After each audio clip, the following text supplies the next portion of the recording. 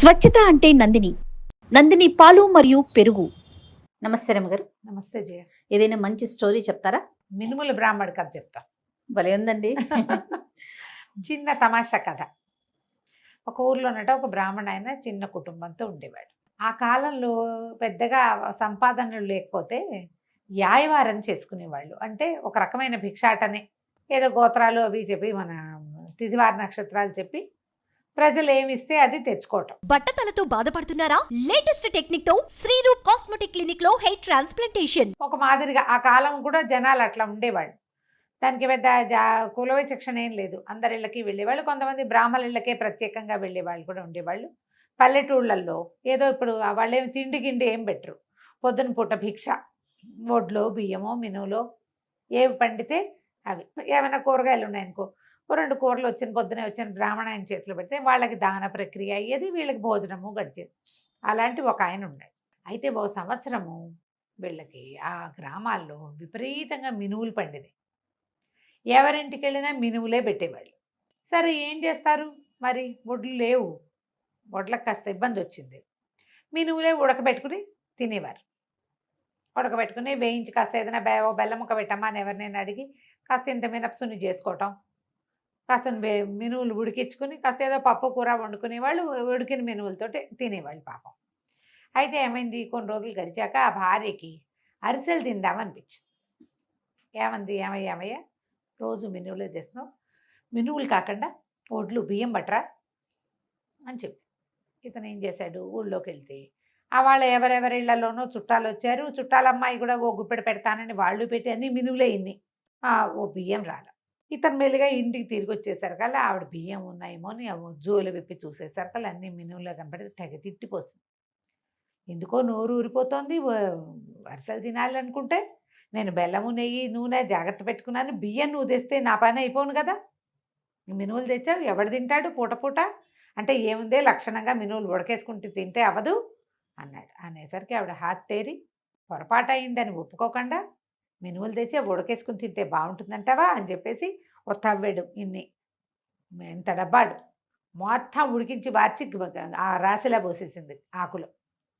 తిను, ఇవన్నీ తిని కూర్చుని, నువ్వు తింటే కాదా అన్నావుగా, తినాల్సిందేనండి. ఏముందే అన్నాడు. కానీ ఎన్ని తింటాడు, అన్ని తినలేరు. అసలు మినుములు తింటారా రమ్మగారు? తింటారు.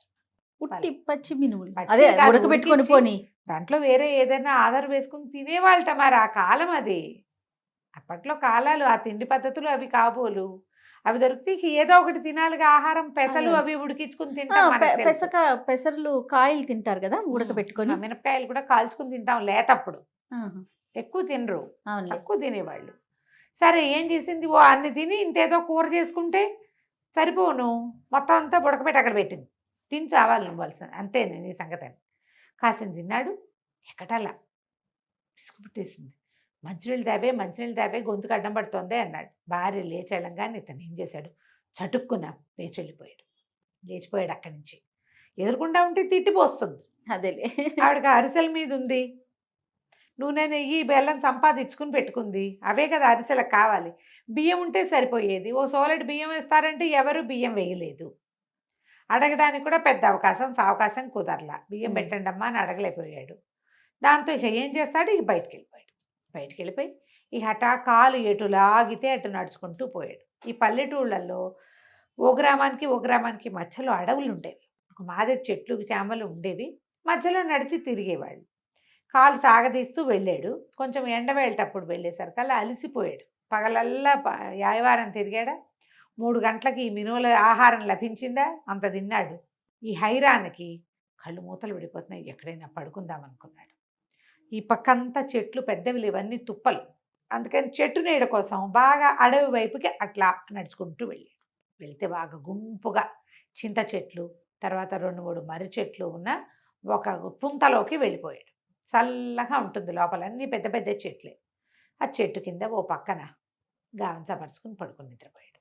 ఇక ఆ వేళ 4:30-5 గంటలకి పడుకున్న వాళ్ళకి 5-6 కూడా అవుతుంది. ఇక మెలకువ రాదు. 3ంటికి పడుకుంటే మెలకు వస్తుంది, 6ంటికి పడుకుంటే ఏం మెలకు రాదు. ఇక పడుకున్నాడు ఏకంగా. అప్పట్లో వాళ్ళు కూడా 7 గంటలకు పడుకునే అలవాటు ఉన్నవాళ్ళు. నిద్రపోతున్నాడు. దీన్ని చక్కగా నున్న గుండు పిలక నిద్రపోతుంటే ఏమైంది, కొంతమంది దొంగలు వచ్చి, ఇక్కడ ఏంటి పగలేమో చల్లగా ఉంటుంది, రాత్రిళ్ళు చెట్ల కింద చీకటిగా ఉంటుంది. అక్కడ మనిషి కూర్చున్నా ఆ దారి వెంబడి ఏమైనా పోతున్నా వాళ్ళకి వీళ్ళు కనపడరు. ఒక 5-6 దొంగలు అక్కడ చేరారు. వాళ్ళు ఏం చేశారు, ఎక్కడి నుంచో ఏవేవేవో కొట్టుకొచ్చారు. చేతికి అందినవి తెచ్చారు. ఓ గుళ్ళో దూరారు. గుళ్ళో కూడా కొబ్బరికాయలు అవి చేతికి అంది పట్టుకొచ్చారు. పట్టుకొచ్చాక పంచుకుందాం అనుకున్నారు. పంచుకుందామంటే వాళ్ళు మాట్లాడుకుంటున్నారు. వాళ్ళలో ఒకటన్నాడు, ఒరే మీ దుంపల దగ్గర అర్ధరాత్రి అయింది, ఆకలేసి చచ్చిపోతున్నాం, తెల్లారేక పంచుకుందాంరా, చీకట్లో ఏం కనపడుతుంది, ఏమన్నా తినడానికి తీయండి అన్నాడు. తినడానికి ఏమున్నాయి, ఇప్పుడు ఊళ్ళోకి వెళ్ళలేరు. ఊళ్ళో ఆ రోజుల్లో అన్నాలు దొరికే పరిస్థితి కాదు. ఎవరిళ్ళకి వెళ్ళి వాళ్ళు వండుకోవాలి. తీరా ఆ సామాన్లలో చేయి పెడితే వాళ్ళకి గుళ్ళో నుంచి ఏదో దంగులిచ్చుకొచ్చారు కదా, గుళ్ళో పళ్ళెం గిళ్ళెం తెచ్చేశారు. హారతి పళ్ళెం, గంట అట్టటివేవో దొరికినాయి, పుచ్చుకొచ్చారు. పెద్ద వస్తువులు దొరకల. కానీ కొబ్బరికాయలు అవి కనపడితే వేసుకొచ్చారు. ఓ కొబ్బరికాయలు దొరికినాయి. ఒకటే 3-4 ఉన్నాయి. అక్కడి నుంచి వీళ్ళేమనుకున్నారు, కొబ్బరికాయ కొట్టండి రా తిందాము, కనీసం కొబ్బరి తిన్నా ఆకలి తీరుతుంది, రాత్రి కొబ్బరి నవ్విలితే నిద్ర రాకుండా ఉంటుంది, ఏదైనా నవ్వులుతుంటే నిద్ర రాదు కదా. సరే అక్కడి నుంచి చేతులు పెట్టి అటు ఇటు తడుగు చూస్తున్నారు. దీపాల అగ్గిపెట్టెలు ఉన్న కాలం కాదు. చేతులు అటు ఇటు తడివితే ఓ పక్కన పడుకుని నిద్రపోతుంది మన మినువుల బ్రాహ్మడి గుండు తగిలింది. ఇక్కడ ఏదో గుండ్రాయి ఉంది, కొబ్బరికాయ కొడదామని ఆ కొబ్బరికాయ తీసి ఒక కొబ్బరికాయ పడేయాలమని నెత్తి మీద కొట్టేసరికి వాళ్ళు ఇంకేంది ఆయన అని ఉలిక్కి పడి లేచాడు. తింటాను వస్తున్నాను ఆగు అన్నాడు. ఆనంగానే ఆయన మినువులు తింటూ వచ్చేసాడు కదా. భార్యకి చెప్తున్నాడు. తిండమానేసి తిట్టిపోసింది ఆవిడ. తింటానే అన్నాడు. తింటాను అనేసరికి హడిలిపోయారు. అమ్మో ఆ రాయి గుండ్రాయి కాదురా, ఏ గంగానమో అయ్యి ఉంటుంది, వెర్రివెధవలాగా చెట్ల కింద పెట్టుకుంటారు గంగానం అని పెట్టి గుండ్రాయిని పసుపు బొట్టు పెట్టి అక్కడ నైవేద్యం పెడతారు. ఎవడో కొండో మేకనో కోసాడు ఈవిడ దగ్గర, పిలిచేసరికల్లా పలికేసింది అమ్మ తల్లి, ఇంకేముంది ఇది వేప చెట్టో పాడో. వాడు ఈ లోపల ఒకటి వచ్చాడు, ఒరే వేపకాయలు ఉన్నాయి రా కింద, వేప చెట్టు రా, ఇది గంగానం అన్నాడు.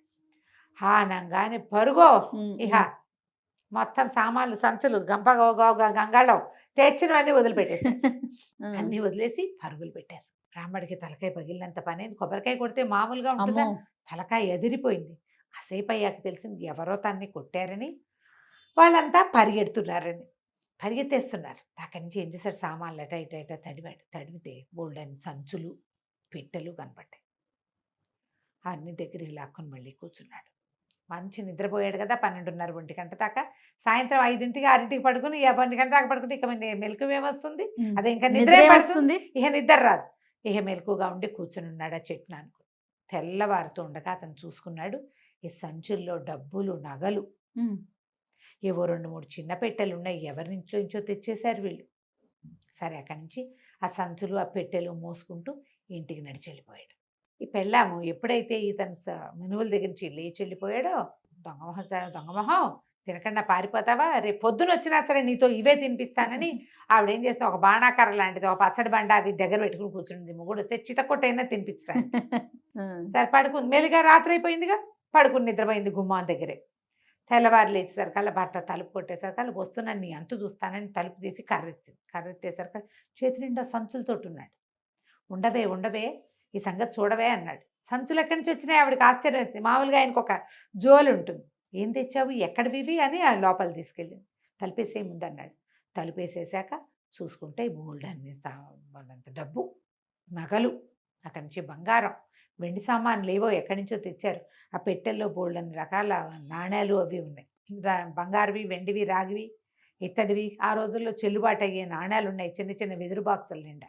అక్కడి నుంచి పెళ్ళాన్ని చెప్పాడు, పొరపాటున కూడా నువ్వు నన్ను తిట్టినట్టు నేను రాత్రి బయటికి వెళ్ళిపోయి పొద్దునే వచ్చినట్టు బయటపడద్దు. ఆ గంగానమ్మ తల్లి అని పారిపోయారు వాళ్ళు, గంగానమ్మే మనకు కరుణించి ఇచ్చింది. ఈ మినువులు రాకపోయింటే అసలు నేను బయటికి వెళ్ళేవాడిని కాదు, ఎవ్వరికీ చెప్పద్దు గప్చిప్పుగా ఉండని. ఆ సామాన్లు సంచులు అన్నీ సర్దేసేసారు, నగా నాణ్యం దాచేసుకున్నారు.